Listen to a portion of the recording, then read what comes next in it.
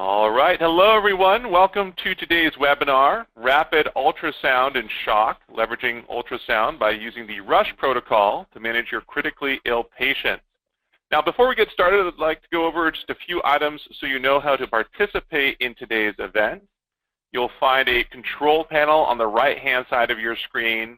And when you joined today's webinar, you selected how you wanted to connect into audio, so either the computer audio option or phone call.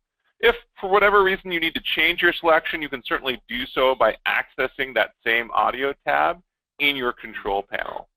You'll also notice in that control panel there's an opportunity there to submit text questions to today's presenter just by typing that question into the questions pane of that control panel.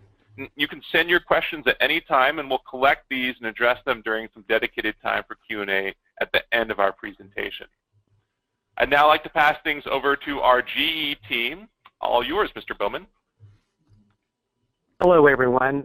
Welcome to the first webinar in a series of lectures pertaining to the condition of medical shock, sponsored by GE Healthcare.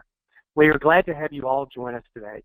Again, my name is Jonathan Bowman, and I am the education leader for the point of care ultrasound at GE Healthcare. Today, I will be the moderator for our webinar with Dr. Chris Fox. Dr. Fox will be presenting on the RUSH protocol and how it can be used to help in the management of critically ill patients. Again, we ask that you post your questions to the comment box located on your computer screen at the end of the session. We will answer these questions that have been posted. In case you'd like to access today's presentation in the future, please know that we will be recording this session, and a link to the webinar will be delivered in an email to you in the next few days. Without further delay, I'd like to introduce our featured presenter, Dr. Chris Fox. Dr. Fox is the editor of the Clinical Emergency Radiology as well as Atlas of Emergency Ultrasound, and has authored over 80 articles on ultrasound, including the UCI 30, a point-by-point comparison of the Stanford's 25 physical exam skills to incorporate ultrasound to enhance physical diagnosis. He has received 2 consecutive foundational grants to teach ultrasound in medical education and gave a TED Talk on the point-of-care ultrasound revolution. He recently was the recipient of the AIUM Peter Arger Award for Excellence in Medical Student Teaching. It is now my extreme pleasure to welcome Dr. Chris Fox. Well, thank you very much, Jonathan, for that wonderful introduction. It is a huge honor for me to be here today in this format of a webinar to discuss the Rapid Ultrasound and Shock protocol. Now, before we get started, while I have done a lot of public speaking, I just want everybody to know this is my first webinar, so I'm really excited about leveraging this technology to get the word out about how to perform the RUSH exam. But bear with me if I make an error or two in this process, as this, again, is my first webinar.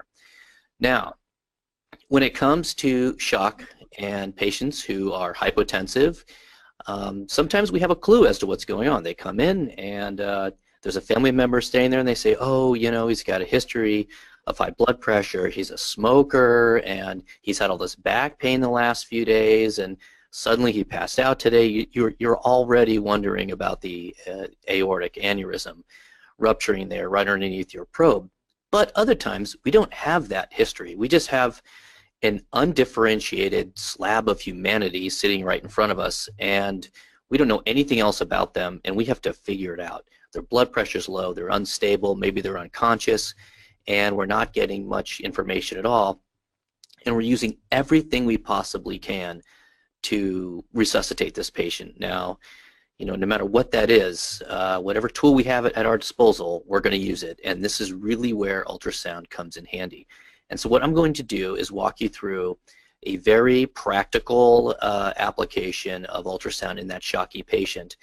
And while there are many protocols out there, there's probably more than 10 protocols now out there for various approaches to leveraging ultrasound to try to find out why somebody is shocky and then direct the care of that patient. I think the RUSH exam is the one, at least for me, speaking personally here, that is the easiest one to sort of remember in the heat of the battle, because a lot of times you've got nurses staring you down, family members, and everyone is expecting you to act, and sometimes you don't have all the information, and things get a little bit dicey in those situations. I like having simple things. That's why the ABCs work so well.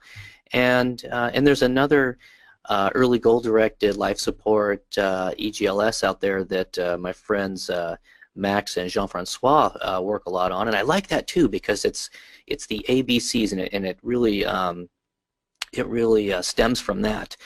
But aside from that protocol, I have to say this one here is probably my favorite, the RUSH protocol. Now, it's published in the Emergency Medicine Clinics of North America, and you can read all about it in that article back in 2010. Boy, it seems like that's really so long ago now. But yeah, this is really, for me, has really stood the time. Really holds up, as they say.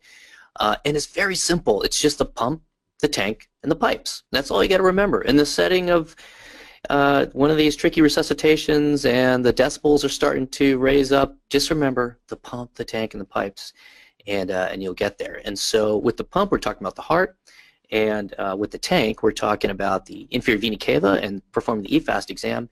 And with the pipes, we're talking about either a pipe rupture, like an aortic aneurysm, or a clogging of the pipes, like a DVT. So I'm going to break it down now, and I'm going to start with the pump. And we're going to spend quite a bit of time talking about the pump.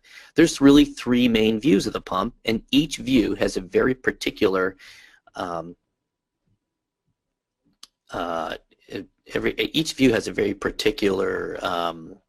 window that has a specific indication and something that we're looking for.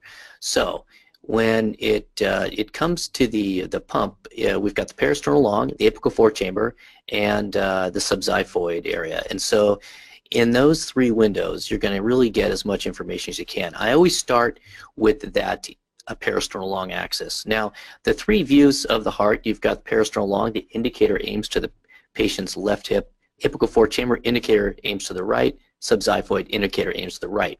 And so as long as the ultrasound machine has the dot on the same side as you do for everything else in the abdomen and the extremities and everything. Sometimes people call that the radiology mode, or sometimes they call it abdominal mode. There's lots of different ways to put it, but the dot is on the left side of the monitor. As long as that's the case, then these arrows hold up. But sometimes when you click the ultrasound machine into a cardiology mode, the dot flips from the left side to the right side, and then everything's backwards. We call it probus upside downus sometimes. And in those situations, you got to reverse all this, and it gets confusing for sure.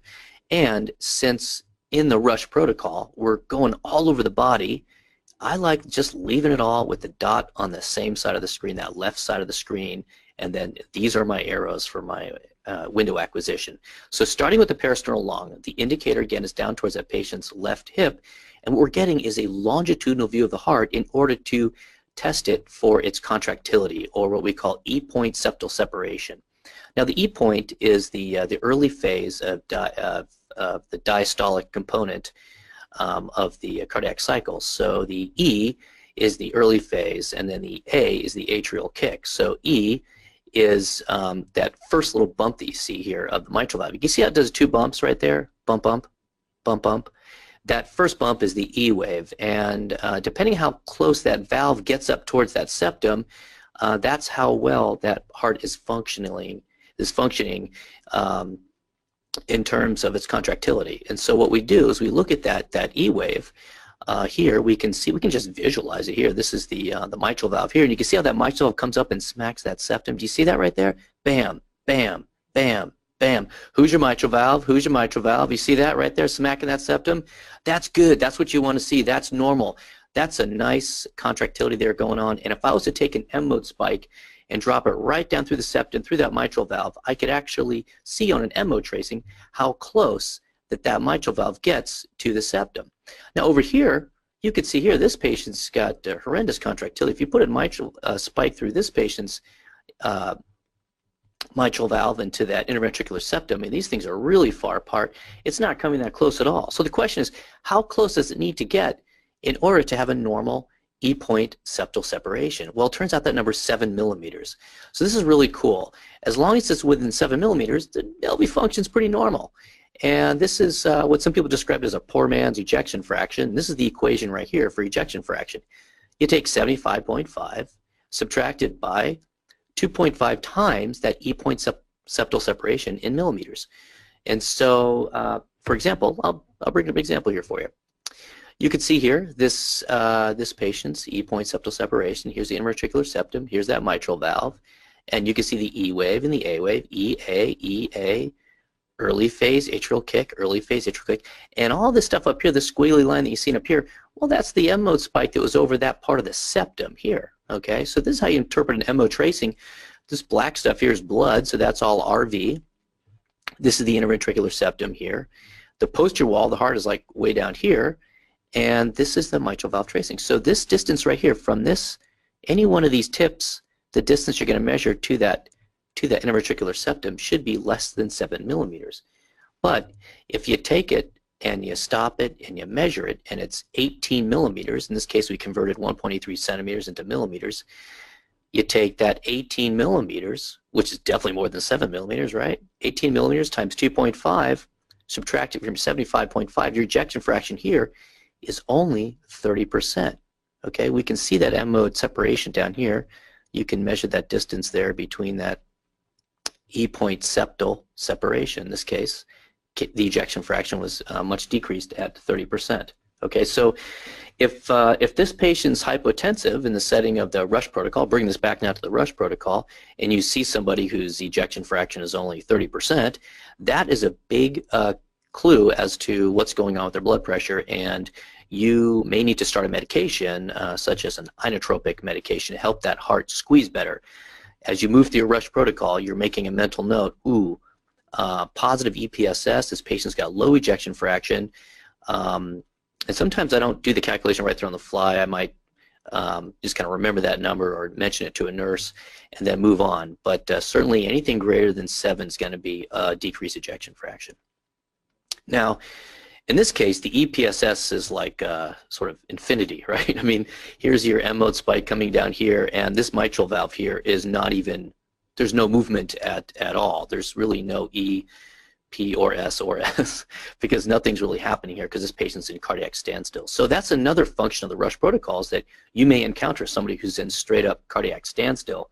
And in many situations, that's the time to stop the code. That's saying, you know what, there's cardiac standstill here. We don't have any cardiac activity. Other times, somebody may say the opposite. They may say, oh, I don't feel a pulse. I don't feel carotid pulse. And then you go look at the heart and you actually see something moving. And that's different. That's, hey, we need to ramp up this resuscitation. We still have movement here. And you can even measure an EPSS off a moving heart. But in this case, this is definitely cardiac standstill here. Now, we talked about EPSS. Now we're going to move on to the apical four-chamber view to look for RV strain in the setting of a pulmonary embolism. So the apical four-chamber view is definitely the most challenging window to get of all the cardiac windows. And some would say of just about any window in the body, the apical four-chamber is tough. It requires the most amount of patient repositioning. And so you aim that indicator towards the patient's right, and your probe is somewhere around the left nipple, and sort of different in every patient, depends on where that nipple is, but you're going to sometimes come more lateral, sometimes more medial, superior, inferior. But one thing's for sure is that you need to move the patient into a car model position. What do I mean by that? You got to have the guy roll on his side, like you're seeing here in this picture here. I tell the guy, hey, move into a car model position, and then, and it works in almost any language, you can say this, and the patient pauses for a second and they think to themselves, oh, that's right. And then they roll on their side like as if they're on, laying on a Corvette at a car show or something. It's kind of funny how everybody immediately knows what that means. But they put their hand up underneath their head like that, and this opens up this rib space a little bit for you, and they roll on their side. And what that does is it brings that it brings the base of the heart right to the chest wall.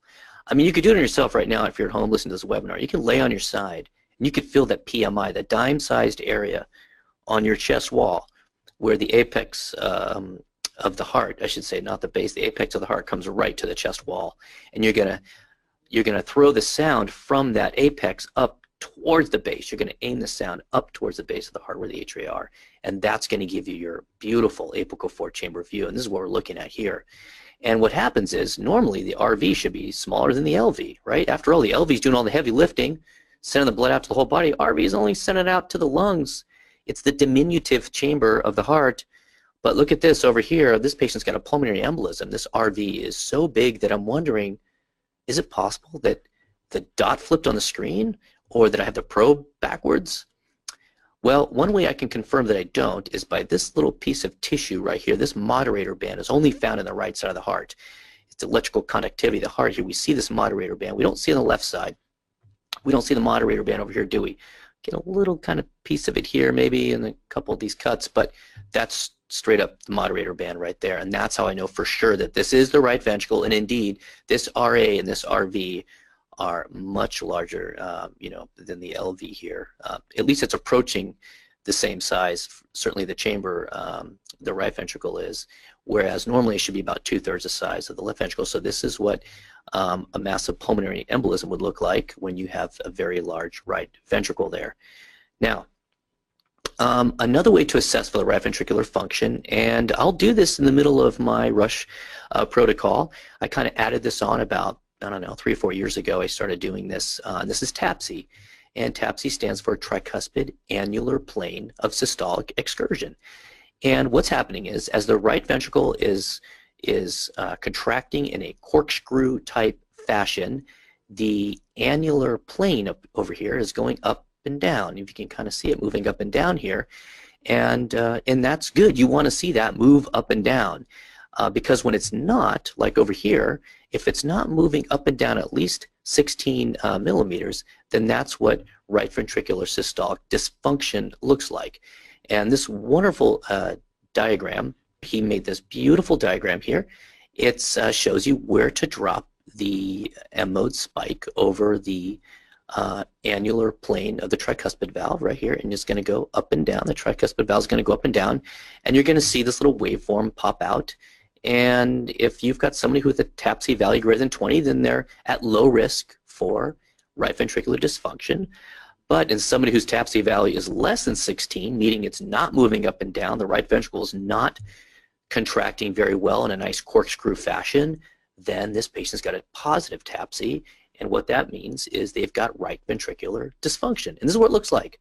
On your M-mode tracing, you can measure the peak down to the trough. And this is the distance right here that you want to measure, trough to the peak, and you go, okay, you measure here, and less than 16. In this case, it was 20 millimeters, so this patient's M-mode tracing is consistent with somebody who has right ventricular dysfunction. Again, the tricuspid annular plane of systolic excursion, dropping that M-mode spike right across that lateral wall of your right ventricle. Again, sometimes you can kind of eyeball these after you do this for a while, and you're looking at this TAPSE going up and down. Boy, it's really not going up and down very much. By the way, there's your moderator band. It sort of comes and goes as the patient breathes in and out. You'll see that moderator band.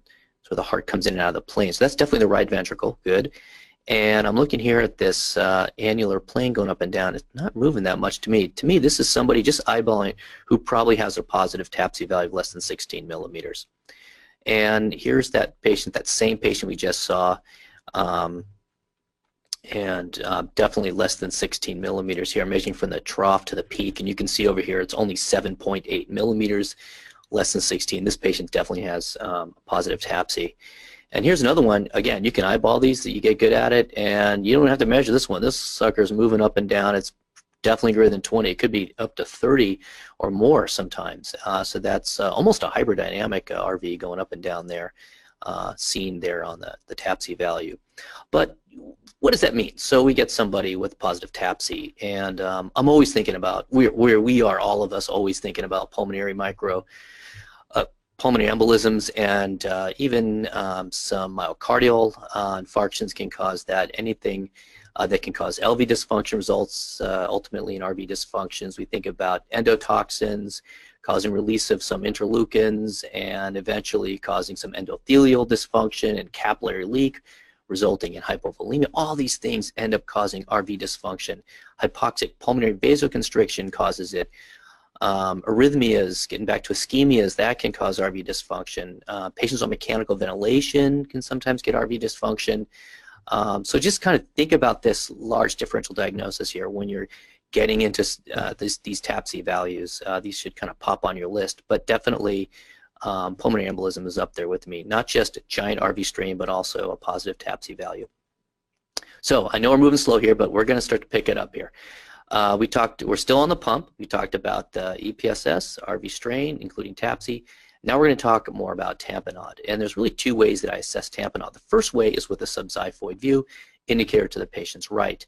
I have the patient take a deep breath if they're conscious and able to, and that way the liver comes out of the chest, and I'm looking right at the heart as it comes out from underneath the chest wall, right where the subxiphoid process is.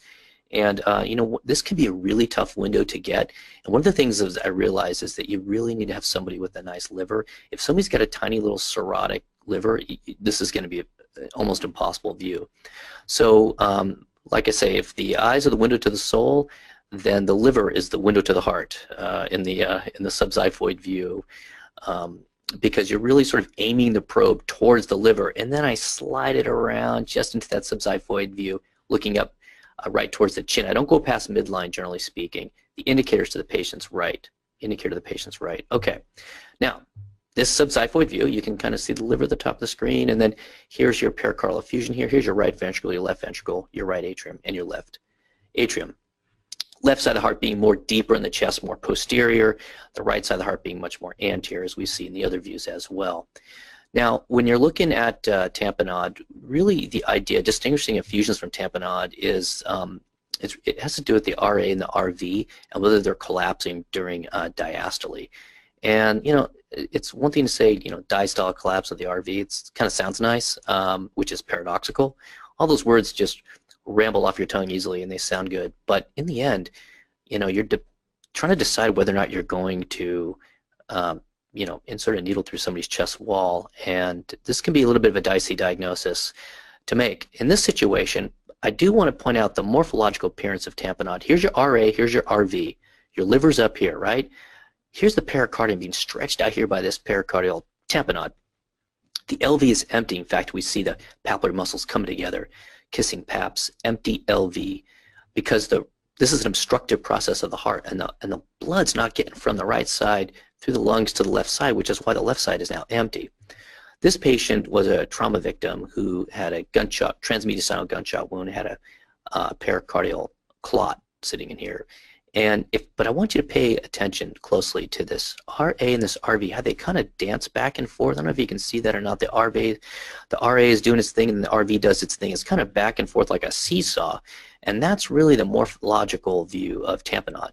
And the person that made the morphological view of tamponade, who popularized it, was none other than John Travolta himself.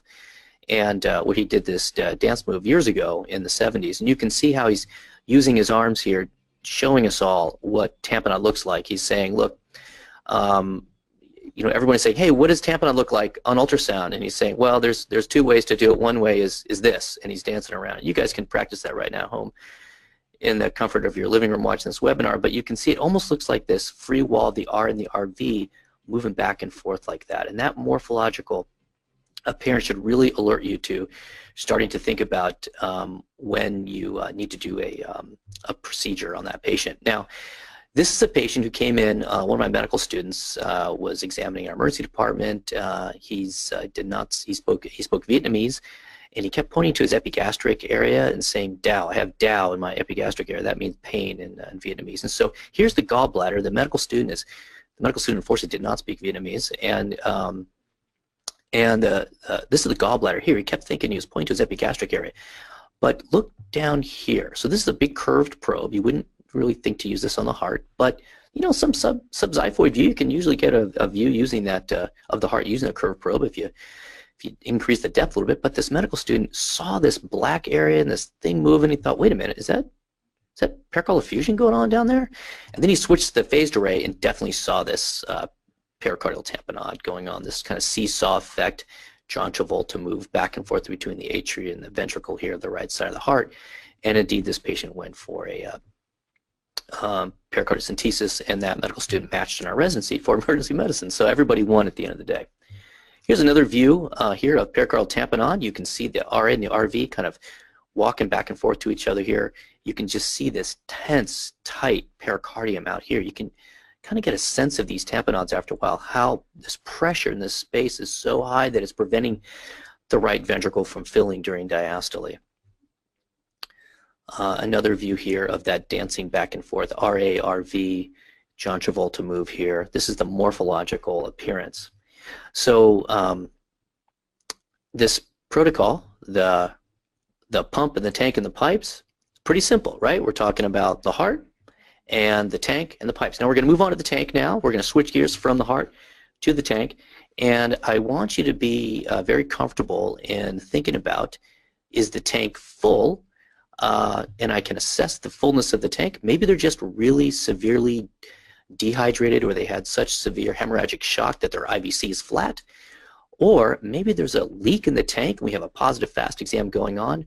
Or maybe there's an obstruction in the tank. There's a tension pneumothorax not allowing the tank to fill, and that's all falls under tank. So the probe I'm going to use for my IVC, I like a large footprint curved probe for my IVC.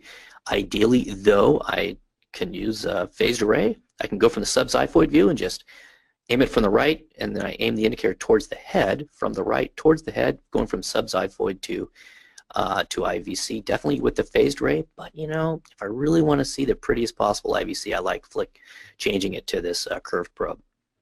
When it comes to the EFAST, I tend to use the phased for most of my EFAST, and especially with the heart.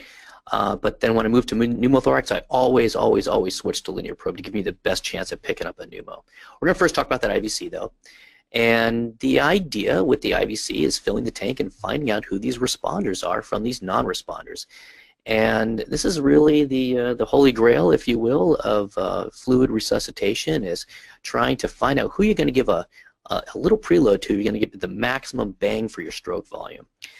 And there's static ways and dynamic ways, and the dynamic ways are really the way to go. And so there's this aortic blood flow respiratory variation thing you could do in patients who are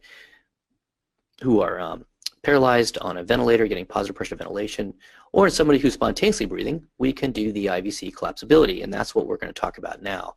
Looking at the IVC, and as the patient breathes in, basically the pressure in the chest decreases as it sucks air in through the mouth and nose, and what happens is that causes the IVC to collapse if you have low intravascular volumes. Now, if you've got high intravascular volume, the IVC has very little change with respiration. Now, I know this is a popular topic and gets a lot of play, and people try to march out pre-inspiratory, post-inspiratory IVC diameters, and the internists like geeked out on this and wrote all these beautiful graphs and everything and charts, and I'll tell you, a lot of that data unfortunately doesn't really hold up, but definitely the extremes are good here. So I use this that way. Here's your hepatic vein draining into the IVC. Your heart is over here, RA is over here.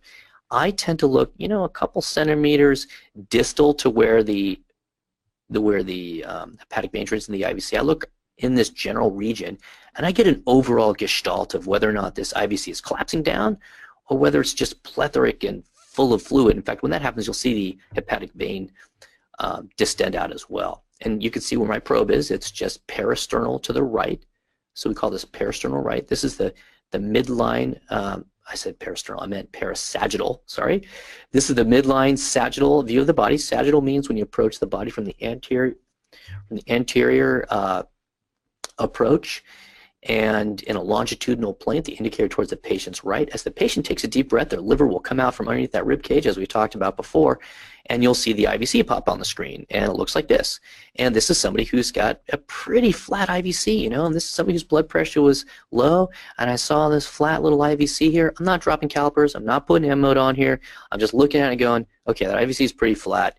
We need to squeeze some fluids into this patient.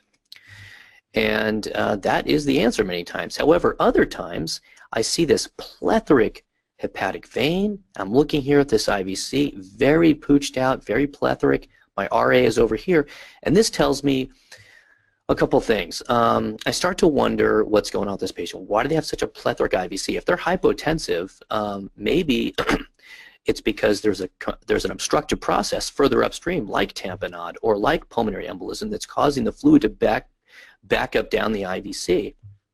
Or maybe they're in fluid overload, and I'm going to be looking at those lungs here pretty soon to look in for B lines. But I do look at this IVC here. This is a patient I had who was 93 years old, little old lady. She was in urosepsis. The nurse came to me and said, you know, her blood pressure is still in the 70s. I gave her a liter of fluid already. I'm afraid to give her any more fluids. And I brought the nurse over and I said, hey, look at this. This is her IVC.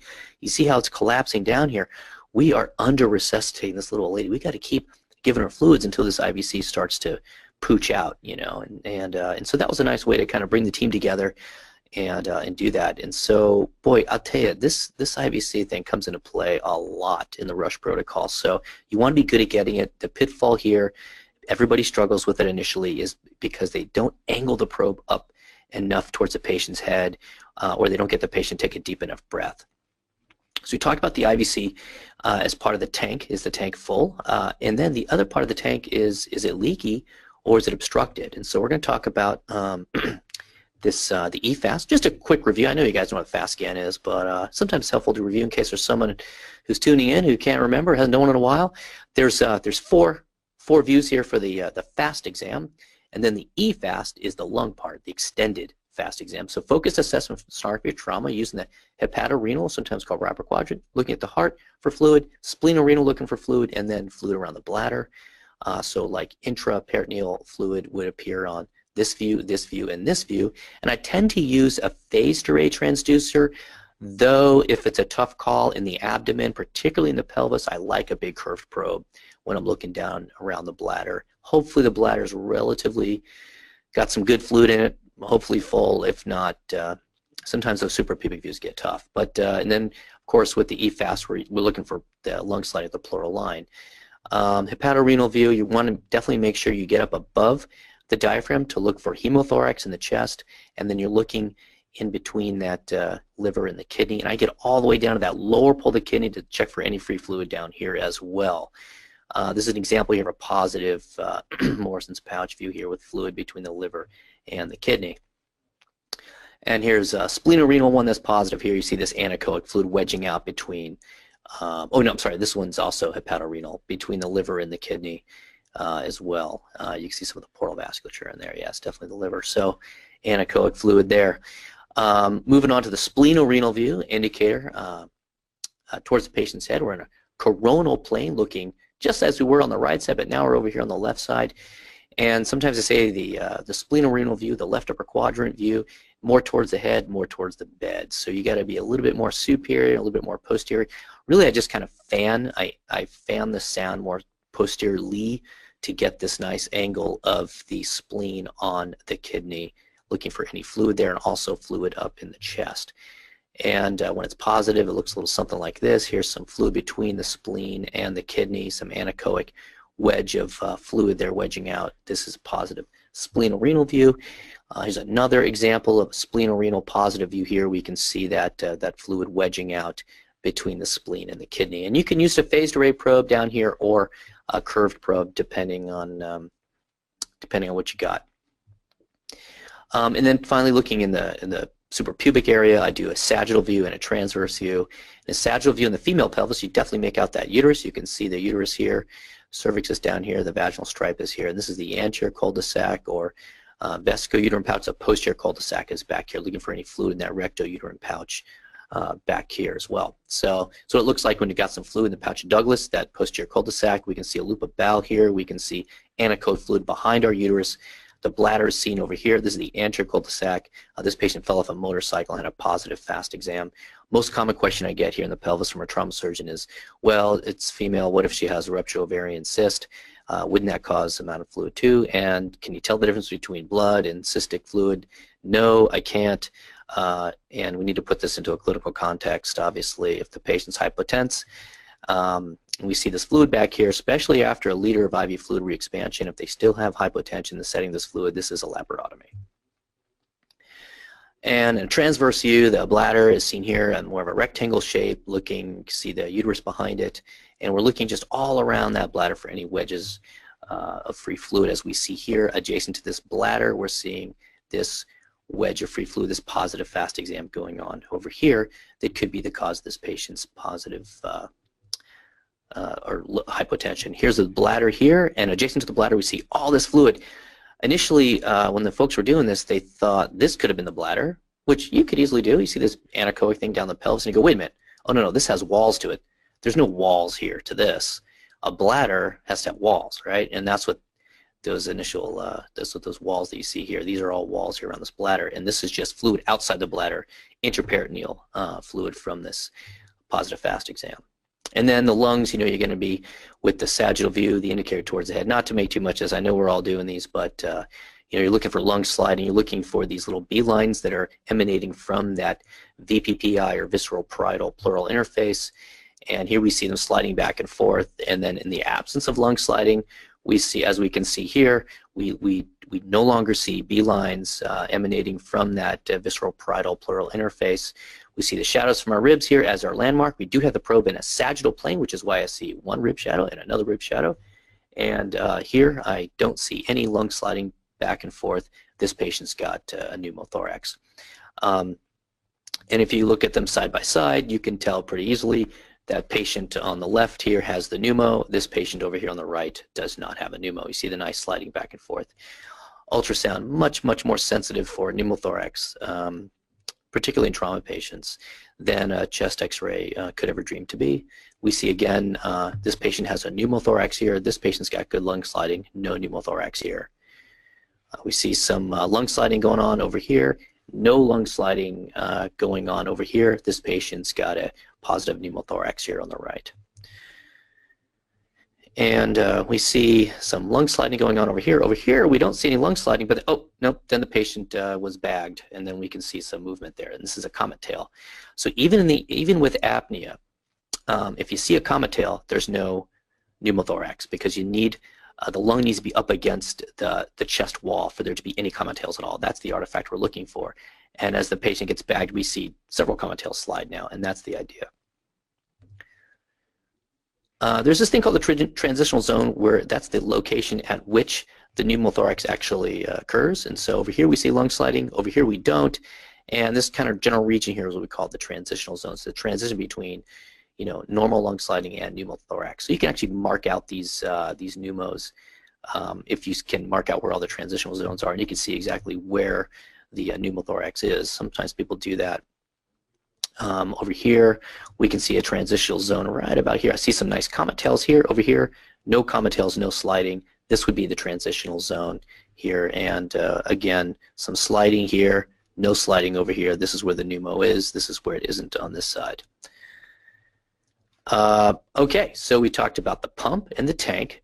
Now we're going to talk about the pipes, and specifically, we're going to talk about the aorta and the DVT, whether we have some problems here. So with the aorta, we're looking in a sagittal view with the indicator towards the patient's head, and then a transverse view with the indicator towards the patient's right.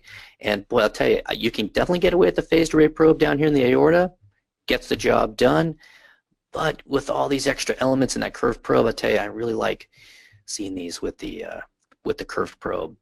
And I'll switch to that if I'm really worried about an aneurysm to get nice sagittal transverse views. And then we're going to talk about DVT, which of course you use the linear transducer for. Now,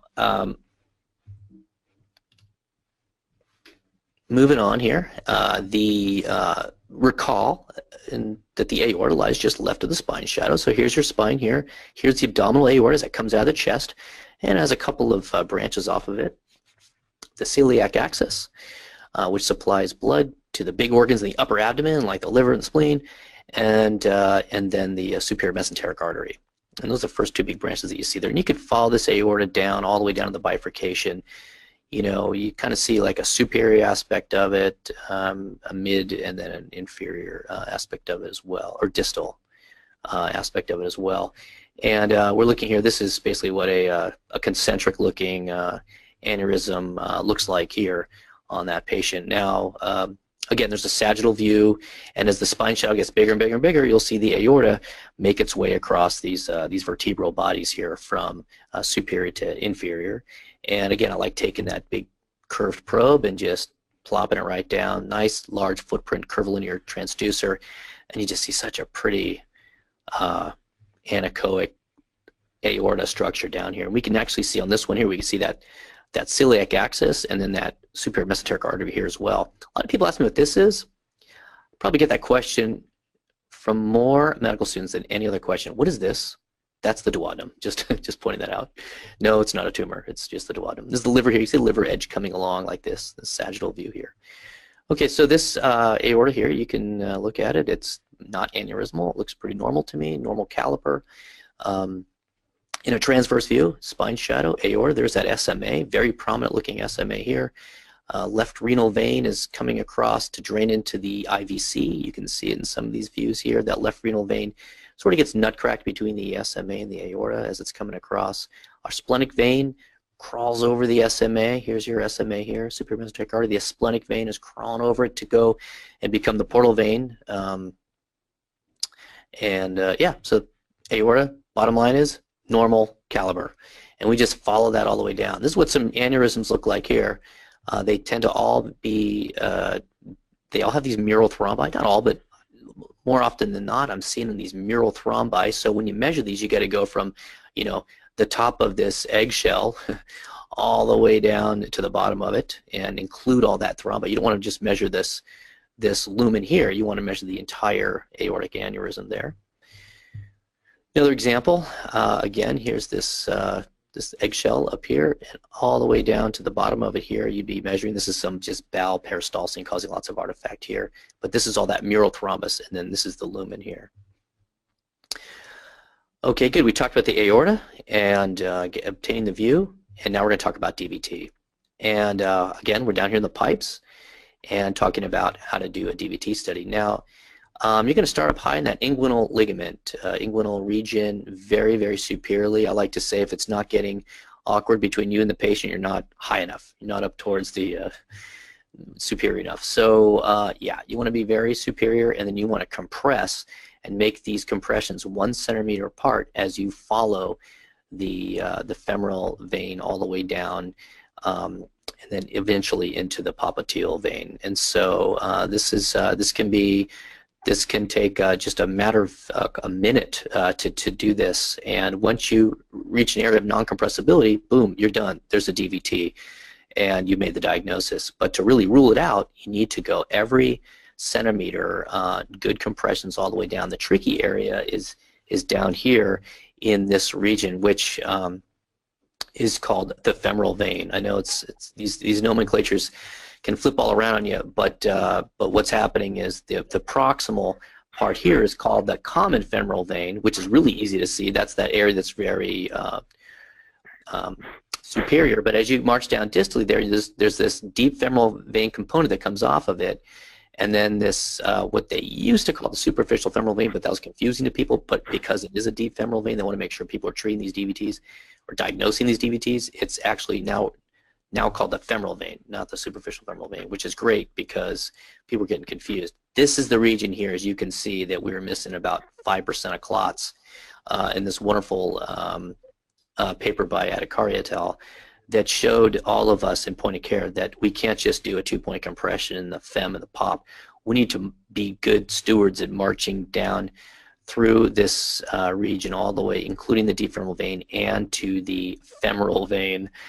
And then I get as far as I can. This area gets kind of difficult, but I get as far as I can, and then I just bounce around behind the leg, and I do the popliteal area. So here's the femoral vein, really up superiorly up north here. I'm seeing the arterial structures here, and then the vein is seen here. The vein is, the way I differentiate these two things, there's lots of different mnemonics you can use, but I use venous penis. Venous rhymes with penis. The vein being the closer structure to the penis. You could say venous vagina, depending on the situation. But that's how I remember that the vein's closer and more midline compared to the more lateral arterial structures. And that good compression is what you're looking for. When you don't have good compression, that means there's a clot there. Same leg, we've got the indicator to the patient's right, and so we can still see that this venous penis, more medial structure. Therefore, this is the right leg, but this one's got a clot in it. That vein is not compressed. The walls are not winging back at us. Another example here, looking now in the popliteal area, we can see the popliteal artery, the popliteal vein. Nice coaptation is the term when the vein walls come together nicely there. This patient does not have a DVT. However, you can see here as we're compressing, we're pushing here. Maybe there's a little bit of echogenic clot here as well, but I'm not getting compressibility here. Boom, I just made the diagnosis, DVT. And that may come into play here in the setting of this patient's hypotension. So, and the way I do the popliteal, I take my hand that I'm not holding the probe with, usually my non-dominant hand, my left hand, and I put that on the patella, and I take my probe hand and I'm pushing in the popliteal fossa. I'm pushing my hands together to try to get that compressibility going.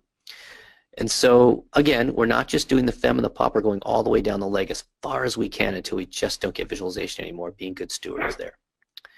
So, to kind of swing it back to the top here, to the beginning, it's the rush protocol, rapid ultrasound and shock, very simple in the heat of the battle.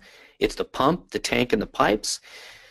And the pump being that peristernal long, looking at the EPSS or the ejection fraction. How well is the heart squeezing? Do we need inotropes?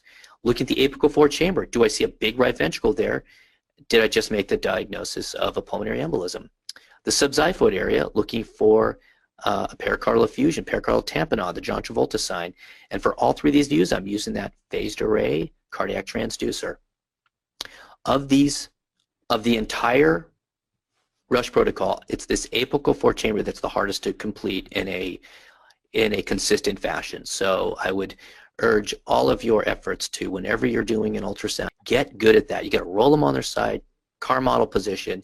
This is not an easy thing to do, but it is a worthy adversary because we do get so much out of that apical four chamber, and there's a lot of other things we can do with cardiac ultrasound, with pulse wave Doppler and tissue Doppler that involve this chamber of the heart that you can then add to your armamentarium later once you get good at this rush protocol. Now moving on to the tank, we talked about the IVC and using, I like to use a curved linear probe for that if I can, if I have one available, if it's easy. However, definitely the phased array transducer. Very simple to do. You go from your subxiphoid straight into your IVC from your tank by just rotating the indicator towards the patient's head, having the patient take a deep breath, and you'll see that IVC pop on your screen. That EFAST, you guys know what that is. You're going to use both these probes in combination to complete that EFAST. And then moving on to the pipes, again, it's that I like that curved probe, though you couldn't definitely get away with the phased if you wanted to, looking at that aorta.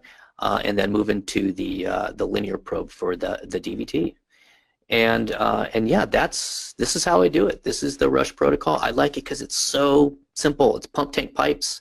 It's like the ABCs, if you will, but it expands me down into the abdomen and into the legs as well, and really utilizes all of my transducers in a way to get this done.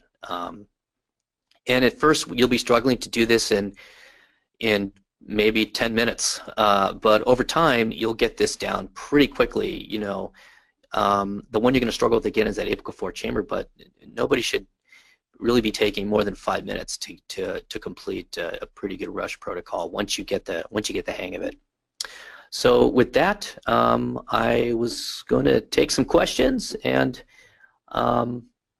turn it over here to who can help facilitate these questions for this webinar on the rush protocol.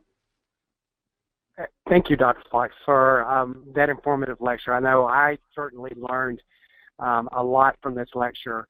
Now we would like to open up the question and answer portion of our call. Dr. Fox, we will now pass to you a number of questions that are being submitted during your presentation. Okay.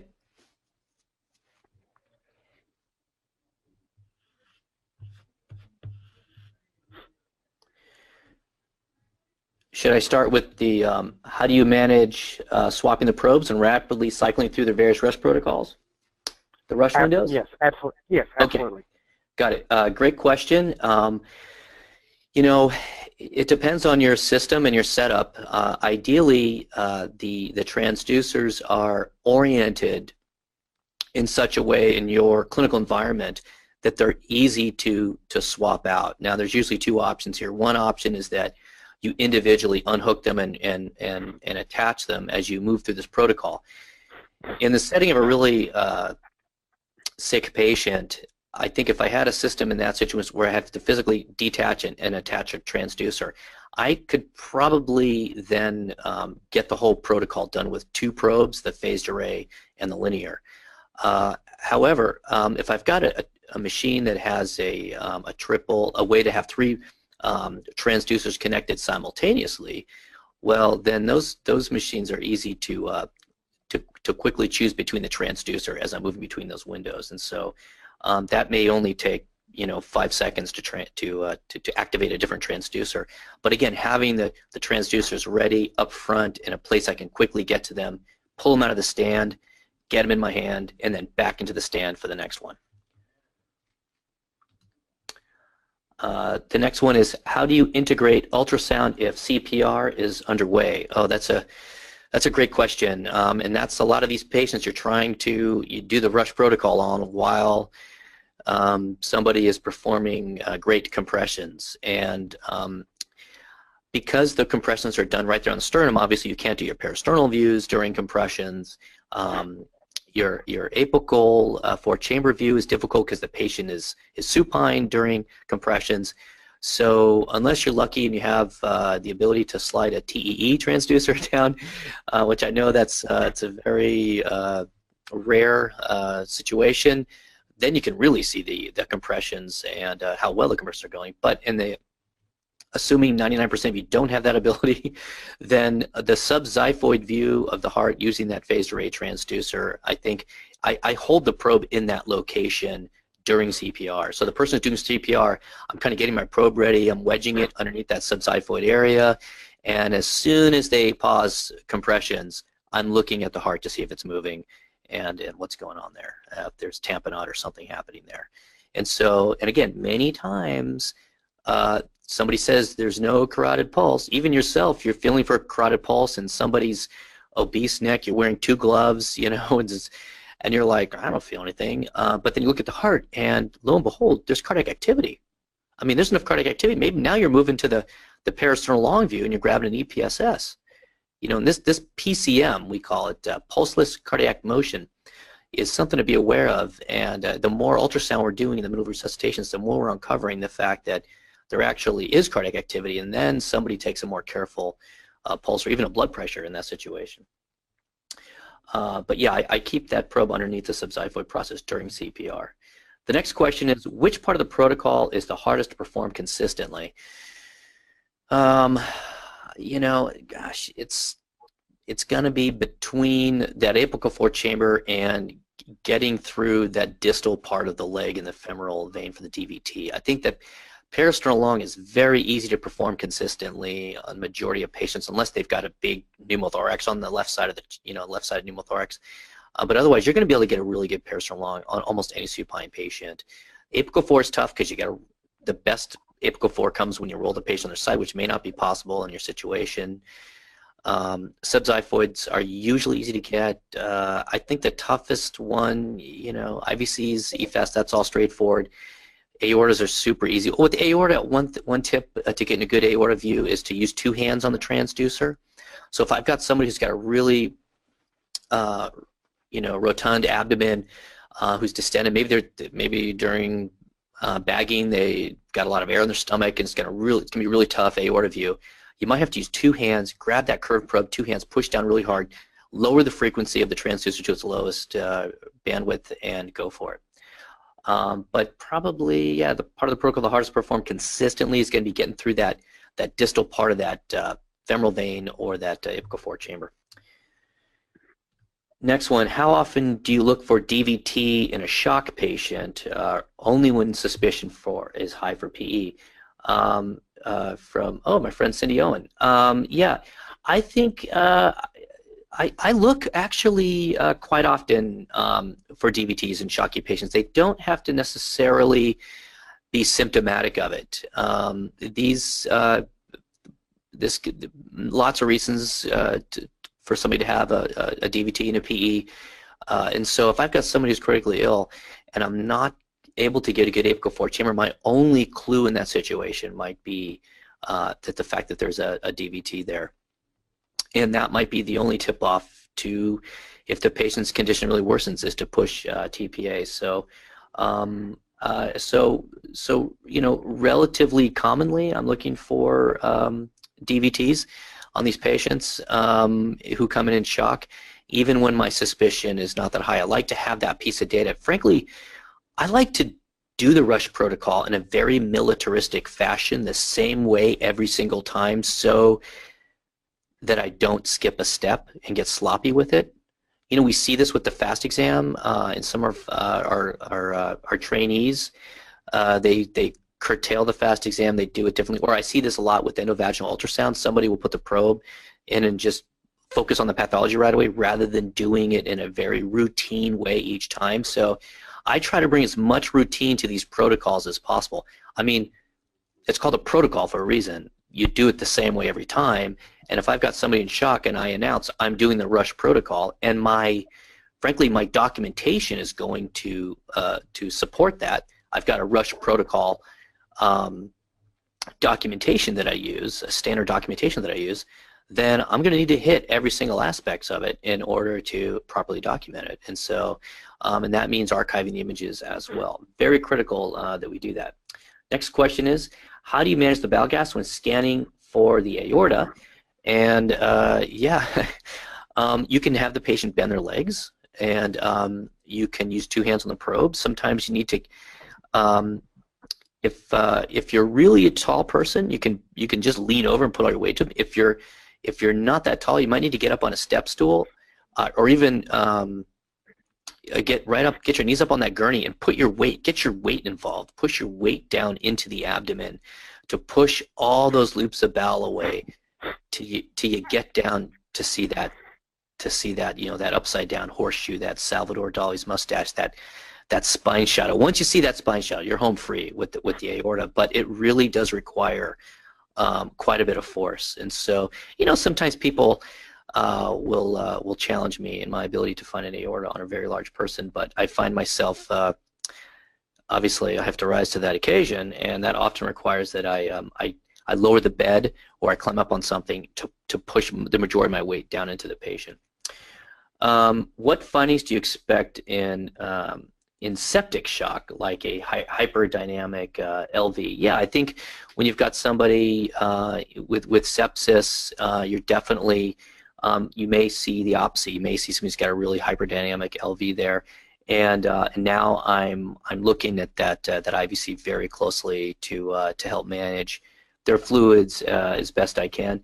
And I may end up doing some more advanced techniques with cardiac ultrasound, be it some diastology, but that usually involves peeling back some more layers of the heart, so to speak, by using pulse wave Doppler, tissue Doppler. Maybe I'm looking at velocity, mitral valve inflow velocities in some of these patients, particularly ones who are intubated, to see which ones need more aggressive fluid resuscitation. But that's a great point.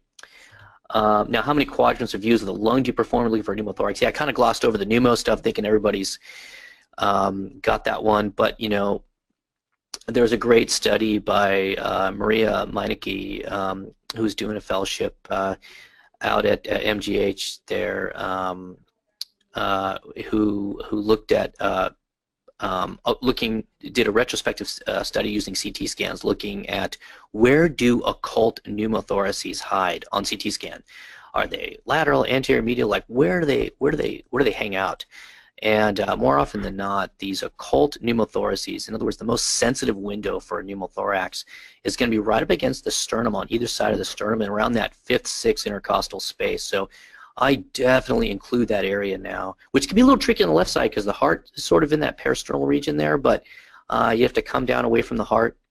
but not so low that you're getting over the liver or the spleen. So there's a little magic window in there. It's sometimes a little tough to find, but you want to make sure that you get that area. Now, if I've got a supine patient and I've got a tiny little occult pneumothorax, many times we're getting CT scans on these patients to confirm it or to see how big it is. But if I've got somebody where I put the probe in the axilla, and that posterior of a location, picture the probe in a sagittal plane, or I should say coronal plane, coming from the side of the body, the indicator towards the head. Now that's, if you've got pneumothorax that posterior, then that patient's going to need a chest tube in the near term, and you may not want to wait for any other imaging study at that point. Just put the chest tube in. So, all right, I think that was my last question. My time is up, and I just want to thank everybody for turning in, and thank you very much. That's a wrap. Great, Dr. Fox.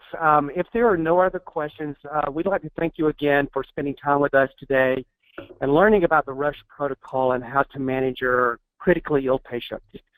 Once again, in case you'd like to access today's presentation in the future, please note that in a few days an email will be delivered to you with a link with today's recording of today's webinar.